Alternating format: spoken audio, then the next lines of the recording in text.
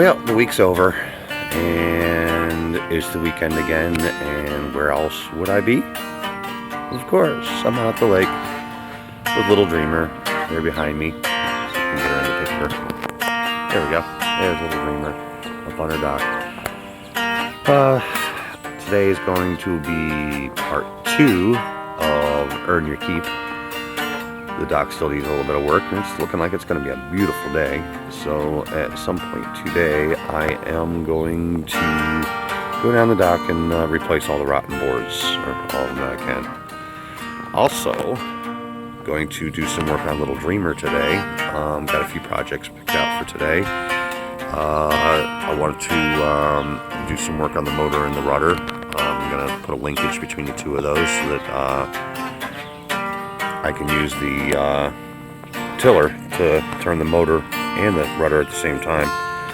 It's supposed to have some pretty cool benefits in reverse with increased steerability in reverse.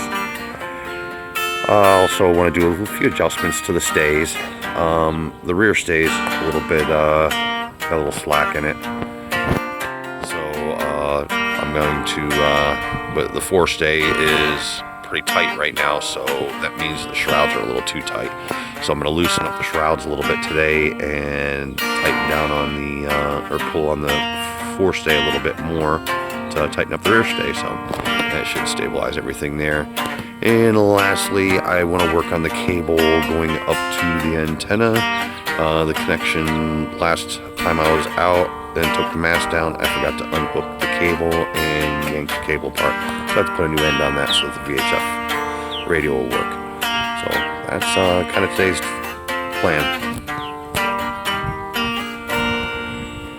Alright, so what the plan here is I want to be able to take the tiller. This is the tiller right here in my hand.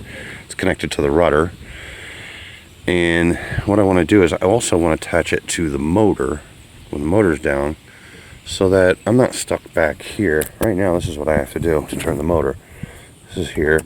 And I turn this back and forth like this. And I have to be sitting right there to do it. So it's not comfortable.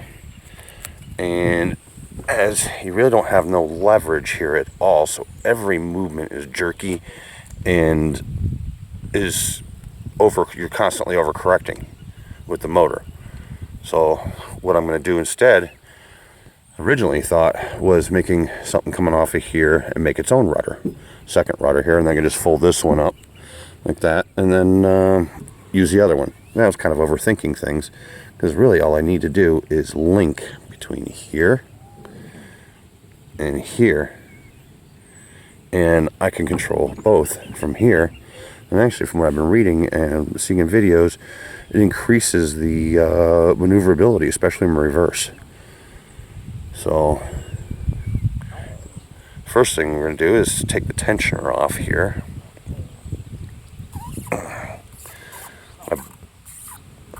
So I discovered here when I was looking before that when the tensioner is off, almost there,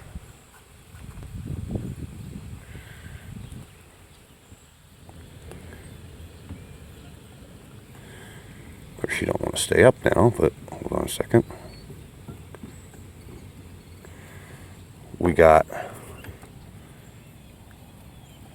a place to connect one end of our swivel, and I'll just make a little plate washer to go over here and create the new tensioner, so we can lock that down still, and put a swivel on top of here or something. I'm going to connect something off of here, and then we'll lock this arm up so it'll stay there, and then I got to come away to connect it to the tiller.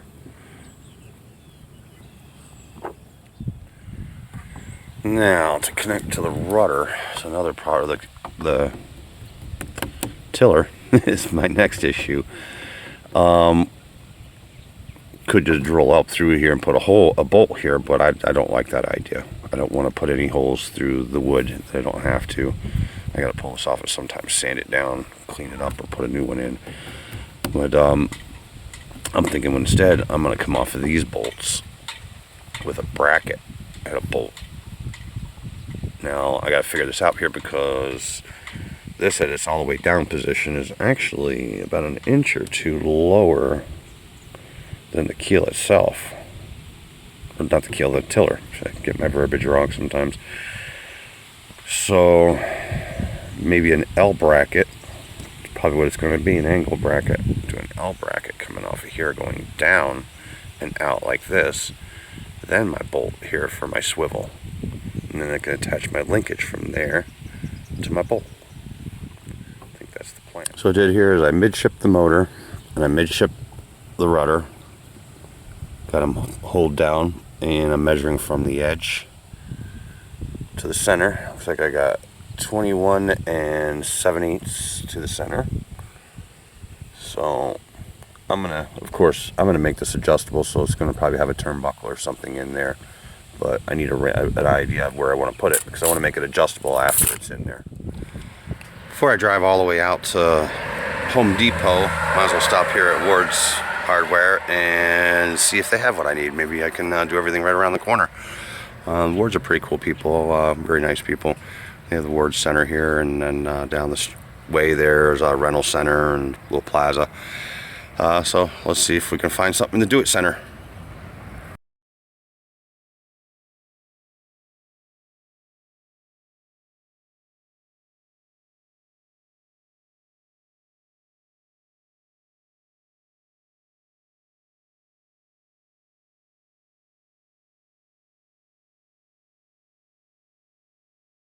This is Phil from Ward's. He's been very helpful with me in trying to work out the linkage issue. Actually, we've just about come up with a solution already. And it's going to be an expensive one, but I think it's going to work. It'll work. So we're back at the lake. And I got all my parts for my linkage project. It's not a cheap project at all. These little guys, these swivels here, cost 15 bucks a piece. But that's the key to the whole thing, is these little guys will swivel and keep all the wear and tear down on this linkage, because it's going to get a lot of wear and tear on it. I want to make it as strong as can possibly be so it won't break on me out there in the middle of one of the big lakes. Threaded rod, putting a turnbuckle in between, going to give it about 2 inches of play between, and got some tubing to put the threaded rod in. I'm going to keep the turnbuckle to one end and keep it snug up against the tubing nice and tight. This tubing will keep this rod from flexing back and forth too much, because it'll be trapped inside of there, keeping the wear and tear down on the rod, and the rod from breaking on us in the middle of the water.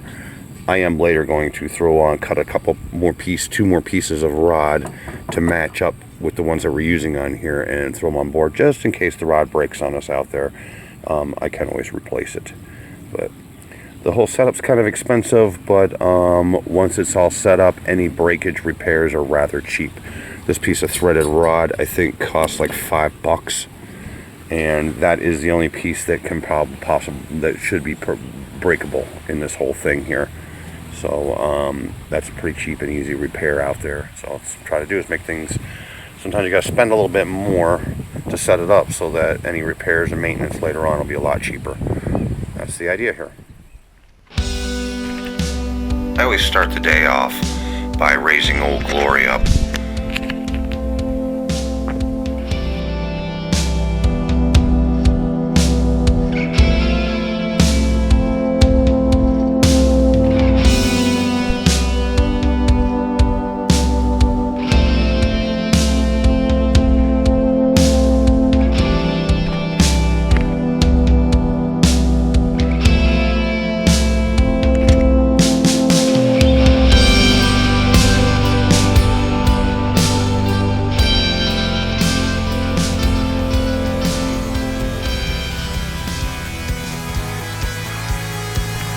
Now that I have all my parts, it's time to head up to the garage and let's make my new linkage.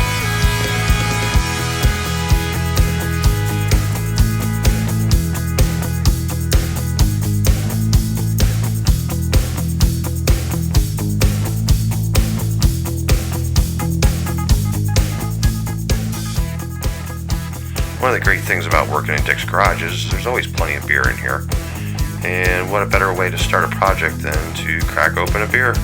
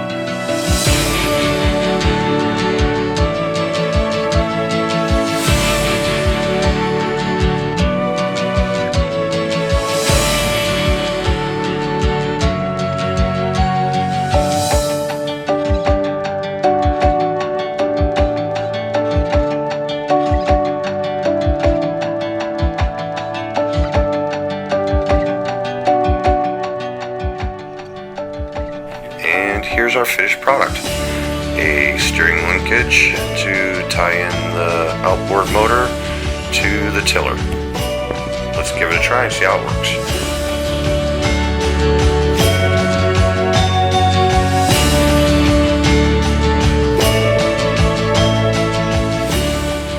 This was a very successful project. I'm very happy with the outcome on this.